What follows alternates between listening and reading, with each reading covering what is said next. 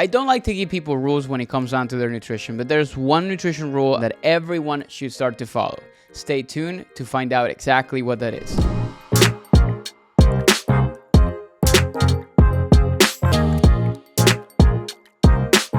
Hey everyone, it's Coach Andres here. If this is your first time landing on my channel, welcome. On this channel, I cover fat loss tips, the science of habit building, mindset strategies, sports nutrition concepts, and so much more. I've been a registered dietitian for over a decade, and I'm also the CEO of Planos Nutrition. Planos is an online nutrition and lifestyle coaching company that helps busy professionals and parents lose the excess weight and build a healthy lifestyle that helps them crush their career goals. So if you're looking to transform your habits, lose weight, and feel great in your body, make sure you hit that little subscribe button, hit the bell to be notified when the new videos are released every single week. Now that we have the introductions out of the way, let's get into today's video. In this video, I'm going to tell you about one powerful rule that can help anyone improve their health and lose weight without ever feeling restricted or cutting out the foods that they love. And that rule is the 80-20 rule. The basic idea behind this rule is that you eat nutrient-dense, whole, or minimally processed foods 80% of the time.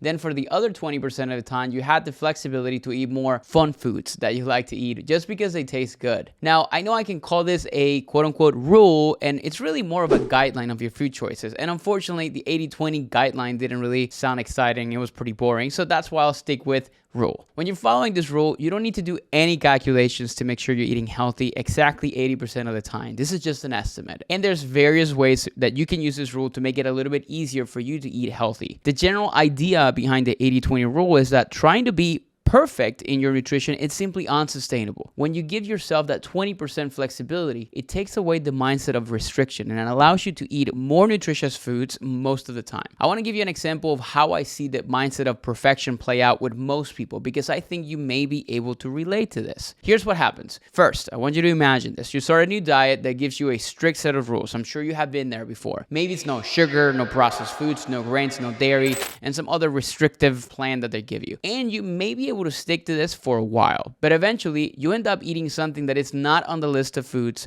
that the diet says you're not supposed to have. For example, maybe you have an Oreo on your zero sugar plan because you were craving something sweet. Then because you failed to follow the diet perfectly and you feel guilty, you decide to just keep going with the Oreos. So you may find yourself eating the whole box and deciding to start over tomorrow with the diet that you actually messed up with. Now, some people get stuck in this cycle for a year and it keeps them from making any progress with the weight loss goals that they have in mind. Luckily, there's another option, and the secret to it is giving up on that perfectionist mindset. This whole situation looks completely different when you're following the 80-20 rule.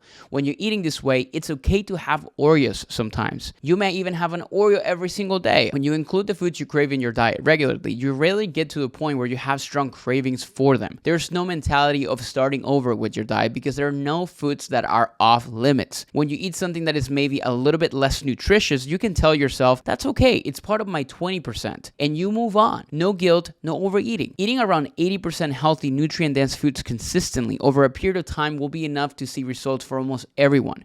You might just not realize the impact that this will have because you've spent so much time swinging from 100% healthy for a few weeks to maybe 10% healthy for another few weeks. And you're always wondering why you can't stick to a diet. This is why. So now that you can see how this rule can help you reach your goals, you may be wondering what this looks like on a day-to-day basis. What is included in the 80% and what goes in that 20% segment of your diet? I'm going to show you how you can apply this rule to help you make decisions around your food choices. This is going to be really good, so keep listening. But remember, the 80-20 rule isn't a strict or precise calculation. It is more of a helpful tool that you can use to find more balance in your nutrition. The first way that you can use the 80-20 rule is based on food processing. A balanced nutrition strategy includes at least 80% of whole and minimally processed foods and up to 20% of processed items or foods. So we have three categories of processing we want to look at. The first category is whole or unprocessed foods. And these are foods that come directly from the ground or an animal, and they have not been modified significantly. So that's going to be your fresh vegetables, your fruits, your cuts of meat, your chicken, your turkey, maybe fish, nuts, seeds, whole grains, and legumes. These are things that are as close to their natural state as possible. The next category, which we also consider a part of your 80%, is minimally processed foods. For example, canned beans, canned tomatoes, frozen vegetables, whole wheat bread with minimal ingredients. These foods are slightly altered from their natural state, usually to preserve them, but their nutritional content hasn't really changed very much. On our third category, which can be around 20% of your food choices, is where you'll find your highly processed or ultra processed foods. This includes many foods that many people may refer to as junk food, but there are also many quote unquote health items that are marketed as such but are ultra processed. It's often foods that have excessive sugars, sodium, saturated fats, and additives. I'll give you an example of what a day of 80-20 eating based on food processing might look like. So for breakfast, you can have an omelet with veggies and a side of oatmeal with chocolate chips and berries. Most of those foods are unprocessed, with the chocolate chips falling into the 20% category because they are the processed option. Then maybe for lunch, you have a chicken and veggie sandwich with maybe some air-fried sweet potatoes. That sounds really good. Those are minimally processed, but then maybe you put some mayo or barbecue sauce on your sandwich. Those items are going to be highly processed ingredients. When snack time comes around, you can have an apple, which is unprocessed, and some natural almond butter, which is minimally processed. And then at dinner, you may have some brown rice, some baked salmon, Brussels sprouts, avocado,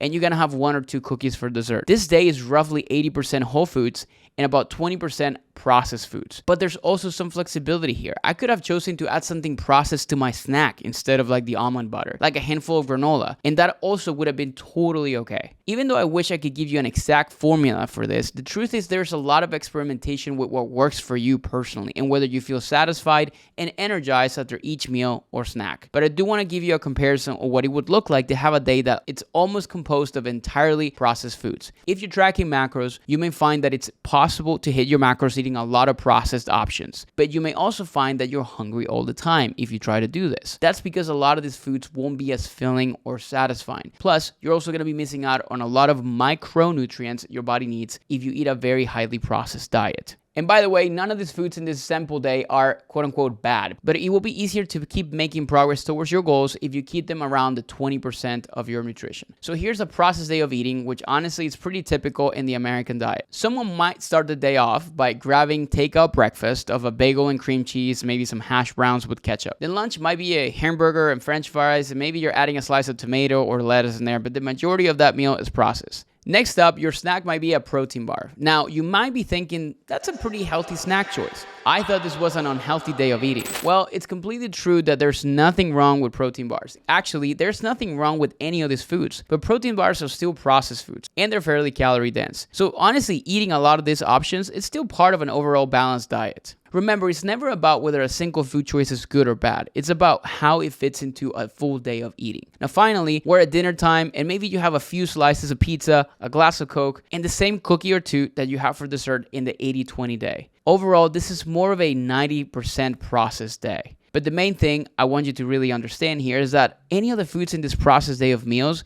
could have also included in your 80-20 day. For example, dinner on an 80-20 day could also be a slice of pizza with the big salad on the side and maybe subbing out the Coke for sparkling water or a diet soda. Or maybe you have the hash browns at breakfast, but you also have some eggs and fruit. When you do this, you get to eat all the foods that you enjoy and you crave, but you do it in a way where you not only reach your weight loss goals, but you also feel good. Because I can guarantee you that your body is going to feel so much better and more energetic at the end of an 80-20 day versus the processed food free-for-all. Okay, now I want to talk for a minute about how macronutrients fit into this rule. When you're making these choices with processed versus unprocessed foods, it can be helpful to look at the 3 macronutrients, which are protein, carbs, and fats, because you can use the 80-20 rule for each one. First, when you're choosing carb sources, you want about 80% of your carbs to come from things like fruits, vegetables, whole grains, and legumes. Then 20% of the time, you can have those more processed options like maybe cereal, packaged products, cookies, crackers. For protein, 80% should be maybe from whole, minimally processed sources. So that's going to be your lean meats, your eggs, your tempeh, Greek yogurt, and legumes. That leaves about 20% for processed protein sources like bars and powders, maybe fattier meat sources like bacon or steak. And finally, looking at our fat sources, you want to try to have about 80% unsaturated fats like nuts, nut butters, olive oil, and avocados. Maybe 20% can be saturated fat, which is what you'll find in butter, meat, and cheese. When you're planning your meals for the week and making your grocery list, ask yourself this question. Is there roughly an 80-20 balance for the sources of each macronutrient that I'm putting in my cart? That could be a really helpful question to guide your choices when you're buying stuff and also when you're preparing them. The next step for putting this into action for you, it's simply practicing each day, because it really is about practice. For example, let's say I decided to have a bagel and cream cheese for breakfast with some eggs and Greek yogurt on the side. What should I do for the rest of the day? Well, the bagel is a processed carb option, so maybe later in the day, I'll choose whole grains and legumes.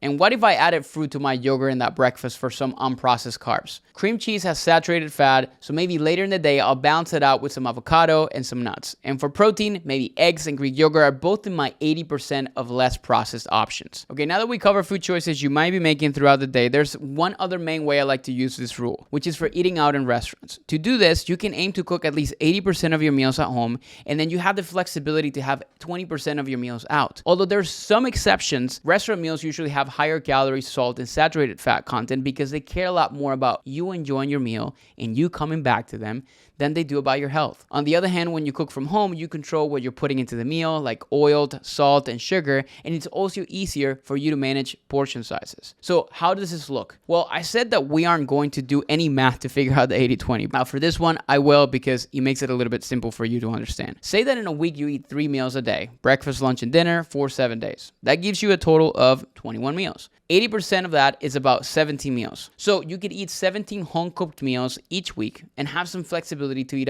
maybe up to 4 meals from restaurants while still adhering to the 80-20 rule. As a little side note though, I'll add that if you're really focusing on fat loss right now, what I have found for my clients is that you may want to really bring this to maybe a 90-10 for restaurant meals, maybe 2 meals out per week, or stick to 80-20 but making more intentional choices about choosing healthier restaurants and menu items when you go to them. But the biggest takeaway here is that you can totally go out for pizza and enjoy restaurant meals occasionally. I order pizza almost every Friday because I don't let it spiral into a full weekend of overeating. It helps me stay on track with my nutrition and it makes me really happy. Remember, your results are determined by what you do most of the time. No single meal will make you gain or lose weight. Long-term results are determined by the consistency over a period of time. The 80-20 rule is one of the most powerful concepts in nutrition, but I understand it can be hard to make those decisions. Everything I explain here today can help you make those choices, but fitting it all together takes a lot of trial and error. So I'm giving you some examples and some guidelines, but there's no perfect 80-20 meal plan that I can give you. So to close things off here, I want to simplify things as much as possible for you.